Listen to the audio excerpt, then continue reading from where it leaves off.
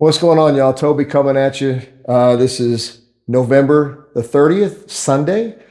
This is 43 weeks since my surgery that was on February 2nd. Okay.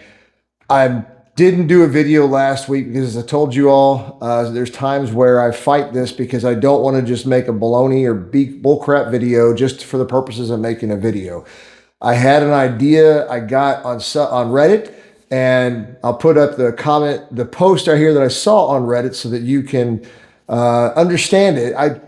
It inspired me to do this, and I hope by the time I'm done with this, this will inspire you as well. But yeah, a guy on subreddit commented under there's two of them that I follow. Open heart surgery is one of them, I think is what it's called. And the other one is valve replacement for like a heart valve replacement. I follow both of those under Reddit. I think there's also a cabbage one as well. But those are the primary, this is where I saw that one. So first of all, I want to extend to everybody a belated happy Thanksgiving.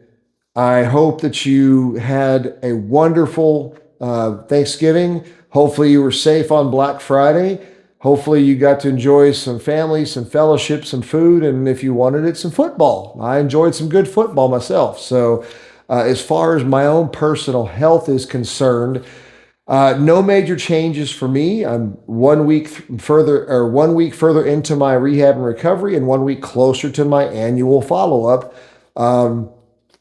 And as I made the notes here, like I said, no significant changes. I'm maintaining my diet, maintaining exercise when I can.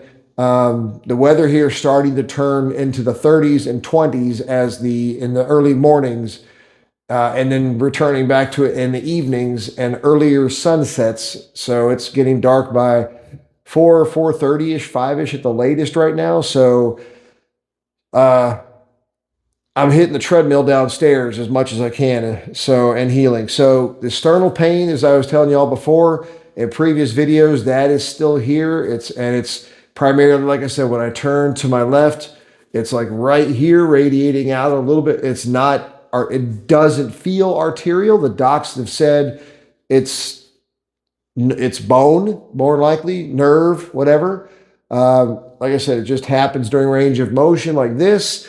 And when I, reach my arms out, if I'm bending over to tie my shoes or to pick something up, I feel it right in that one spot.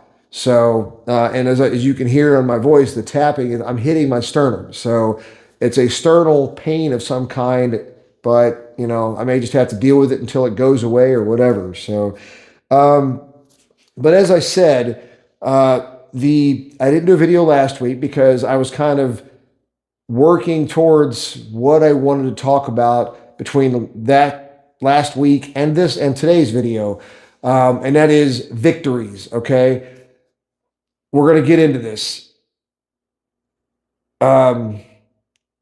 What the title is here, as I showed you over here, and I'll show it again: victories as you recover.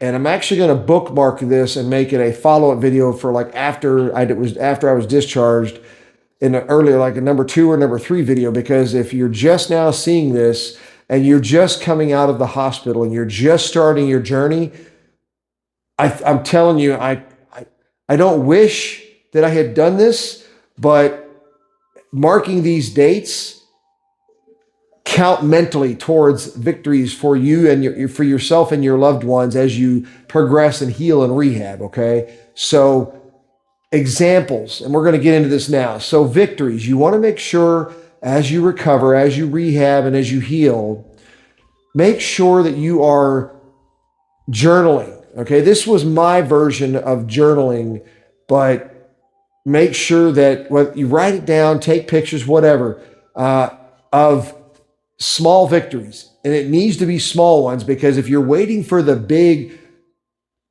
extravagant victories, you might find you discourage yourself. Like, when am I ever going to get out of cardio rehabilitation? Or when am I ever going to get to do this again? I've seen those kind of things in comments in my videos and in Reddit saying, hey, I'm this far along in my recovery. When did you all start getting this done? Or when did you start being able to go back to this? So those might be big landmarks, but make sure you're capturing and recording and just memorizing, whatever you want to call it, those little victories, okay? And I'm going to give you some examples right here. I made some notes and we're going to cover some of these. So make sure when your first night home asleep, I can't emphasize that enough because I know all of you, many have said, hey, that first night home, I knocked the heck out, right? Because you were in the hospital on a hospital bed for however many days and there is no solid sleep in there because you've either got somebody coming in and waking you up every few hours to test something or to draw blood or,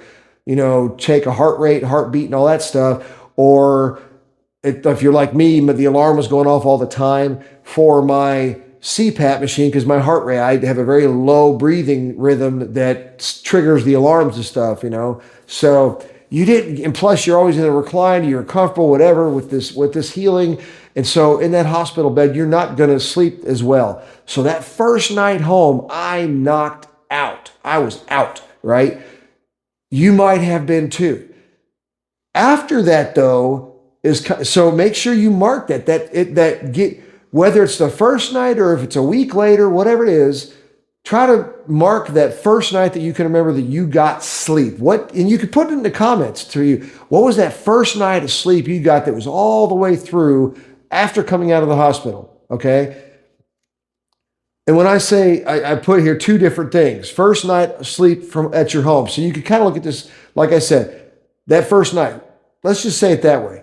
Small victory, right? So being discharged from the hospital in and of itself is a small victory. So that first night home sleeping, that's one small victory, guys. So take it. Take a hold of those small victories. Encourage yourself, right? The next one I put down was your first night of uninterrupted sleep where you weren't waking up from the cramps in your legs or the discomfort in the chest or whatever the case was. People ask me a lot, when you came home and you're sleeping in your bed, or some of you might be sleeping in a recliner, how do you sleep? Did you sleep on your back? Did you sleep on your side? I was primarily a back sleeper. Okay. Occasionally I would wake up and find myself on my side, but I think my subconscious kind of made sure that I stayed on my back because especially while the stitches were still healing, I didn't want to have any problems with that. Right. So another thing, the next victory I put down was, and these are not in any particular order. I'm not numbering these things. These are just things that I know were significant for me, right? I don't know if they're going to be significant for you, but they were for me. So these are just ideas for you, okay? Find some inspiration from them, maybe. The next thing was the first shower, okay? Man, you got out of that hospital. I tell you what, that first shower felt amazing. You're in a hospital, you got a couple of sponge baths from the nurses, I'm not going to go there. You might have gotten a couple of, washcloth baths or sponge baths, whatever, from the nurses while you were there. But when you get home and you get that first shower, for me, that was incredible. Granted, they told me to keep my stitches away from direct water and soap until the stitches were gone, right? So as I showed in a previous video how I did stuff, I was turning around and the shower was hitting back here and I would pat with soap. I've showed in the video. So, but it was still the first shower and it felt so good to get clean, right? So that is a great landmark point. Write that down in a journal. The next thing I put down was the first full shower where you can get everything wet, right? So I'm sitting there and all the stitches are gone and they said I could do it. The scabs are gone. The stitches are gone from my graphic sites on my legs. So I'm just that was a great one because I could move around. For some of you will understand, many of you will understand this and relate to this. That first shower, yes, it felt great getting clean, but man, I was very hesitant. I was cautious. I was nervous about showering, about getting any of this wet. So I was really careful, really cautious. So it's there, right? It's understandable. But that next shower, however many you had between that first one and the one that you get where you can just get all up in the shower and just enjoy the water and hit all sides, whatever. That's another one, okay? Another one for me was all the scabs on the scar here, on your grafting sites, and you're down here where you had the wires and the tubes in, and then I had the catheter here in my neck. all those scars. This one took the longest, I think, but all the scars, the scabs, fell away. They were gone. That in and of itself was awesome, right? That's a whole nother piece to remember. Another one was medically cleared to drive, right? So they told us when we discharged from the hospital that I wasn't medically cleared to drive for like 6 weeks from the 2nd of February. So we were thinking, okay, I can't drive until like the middle to end of March, right? And then we went for we went to a follow-up at the end of February, and they actually said, no, you're cleared to drive in another week or so. It was like, it was not that long. It was shorter than the original suspense, the original medical clear deadline. But man, I did a video on that too, as far as how this was the hardest thing for me, right? Because you're having to depend on somebody else to get you around to anywhere you want to go outside of your home. So you really have to swallow pride, and you really have to bite your independence, right? It can be depressing. So, but that is a huge one, medically cleared to drive, both to work, to shop. Who would want to be happy about going to work, right? But, you're able to drive again. And granted, when I drove, I still felt some of that. I don't feel nearly as much now. This is just something that's part of I'm hoping is part of the tailgate or caboose ending of the healing and recovery, right? With my sternal pain there. But being medically cleared to drive was another great landmark for me, okay? The next one, of course, why would you get excited? Like I said a second ago, medically cleared to work, right? It's funny how they were two different things, medically cleared to drive, and they said you weren't. That doesn't mean you're medically cleared to work. It just means you could get yourself around if you got to go pick up prescriptions or whatever. But I didn't realize, I underestimated the impact, the demand it would have on me when I returned to work. I was like, okay, I could drive now. I'm heading to work. I drove to work, and I'm glad that my leadership gave me a lot of leeway, a lot of latitude with this. They said, if you are exhausted, they even sent me home one day, and I think I put that in a previous video, because I got to work one of those days after being cleared to go back to work, or cleared to drive. And I mean, it was like, I guess it was 12 o'clock in the afternoon. I'd been there since 6:30, so 11 o'clock maybe. And I was dog tired. I had my head kind of like this for a moment. I was sitting there doing something, and they were like, go home. So that was an awesome, even though I was tired there, when I was medically cleared to go back to work, that was a great piece too to journal and to remember, because it's one more step, meaning, hey, I'm getting, my stamina's building, it's increasing, all that kind of stuff, right? And the next one was first time no pain in a seatbelt. Many of you have asked me about that or put that in comments of the videos, where when you got out of the hospital, right? Whether you're driving on your own and you're independently cleared, or whether you have to ride in the back seat, right? Because they tell you can't drive in the front as the passenger, because that airbag can affect the stitches and everything, right? So you're in the back seats. I had that heart pillow, y'all, and I had that heart pillow in front of my chest, between that and the seatbelt, me and the seatbelt, because that seatbelt is annoying as hell going across right here on the scar, right? So make sure that's a small victory. Hey, no more pain there. You almost won't even realize. It's just like, wait a minute, one day you're driving or riding and boom, you don't feel it anymore. Another one I put down was, I will say this as I wrote it: lungs and breathing strong enough to stop breathing exercises and tools. So you all have seen, I did the video on the exhale tool, the exercise that we use, and the inhale tool, right? That I had to hold for 5 seconds and 5 seconds, right? Blowing one out, doing exercises of blowing, exhaling, and keeping that ball in that one spot. And then, that was the inhale. Inhaling and keeping that little disc or the ball in the chamber at that one spot. And then the other one was just blowing out the duck call, I called it, was for maintaining that for 4 to 5 seconds at a time, right? It's to make sure I had my strengthening your lungs, so you're not having any fluid buildup or congestion buildup, to cause a danger of pneumonia and other health problems, right? So you'll get to a certain point where you don't need to do that anymore, and you'll feel it, and it will be great. It's awesome. I've thought it was awesome. Um, Another one, able to lift more than 5 or 10 pounds, right? Because when you discharge from the hospital, they tell you you're not, that pillow is about as heavy as you're supposed to be lifting.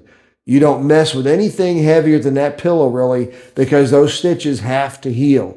And it took me about, by their clearance, it took about 3 to 4 months. So February, March, April, May timeframe was, even then they were saying you can start lifting 5 pounds, little things, you can scoot a chair, you can pick up a bag of a bag of food or something, whatever, but don't be lifting chairs, don't be moving furniture around, right?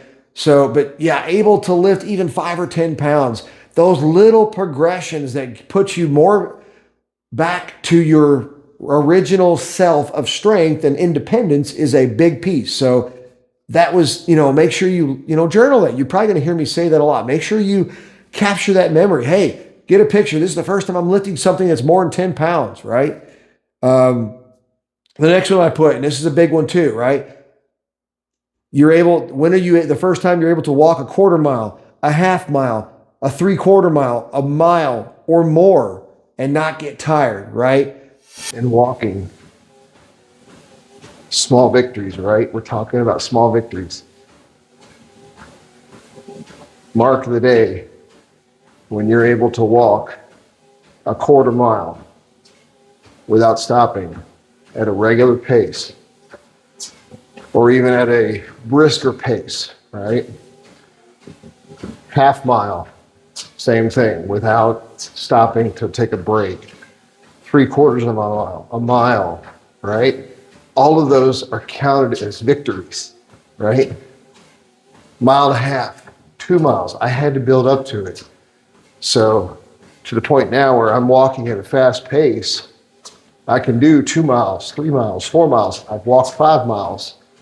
So I do it outside, but it's freezing out. It's cold outside, and I'm not doing it today.